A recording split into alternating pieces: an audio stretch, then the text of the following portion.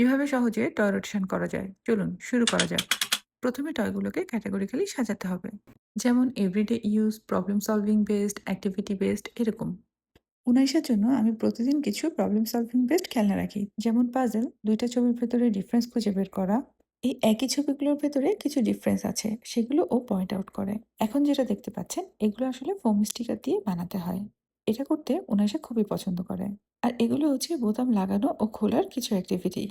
এগুলো যেহেতু আমি প্রতিদিনই ব্যবহার করি, একটা জিপলক ব্যাগে আমি এগুলো সব একসাথে রেখে দিই। একটা জিনিস হয়তো খেয়াল করবেন, অ্যাক্টিভিটি বেসড খেলনাগুলোতে কিন্তু ঘর বেশ অগোছালো হয়। এজন্য আমি সবসময় সেগুলোকেও জিপলক ব্যাগে রেখে দেই। তারপর সেগুলোকে আমি উইকলি অর্গানাইজ করি। যেমন দেখতেই পাচ্ছেন উইক 1, 2, 3, 4 এভাবে আমি সাজিয়েছি। তার মানে আপনি এই যে একবার অর্গানাইজ করে রাখলেন, আপনাকে কিন্তু বারবার চিন্তা করতে হচ্ছে না যে কোন সপ্তাহে কোন খেলনাটা আপনি ওকে দিবেন। তারপর এগুলোকে একটা অর্গানাইজারে সাজিয়ে স্টোর রুমে রেখে দিই। এভাবে রাখলে আমার যেমন খুঁজে পেতেও অনেক সুবিধা হয়, ঠিক তেমনি আমাকে বারবার ডিসিশন নিতে হয় না যে আমি কোন সপ্তাহে ওদেরকে কোন খেলনাটা খেলার জন্য দিব। ছোট এবং বড় টয়গুলোকেও আমি আলাদাভাবে কার্টনে করে উইক অনুযায়ী সাজিয়ে রাখি। আপনার কাছে হয়তো মনে হতে পারে এত কিছু করার সময় কোথায়, বাট ট্রাস্ট মি, একবার ১ ঘন্টা ব্যয় করে এটা করে দেখুন।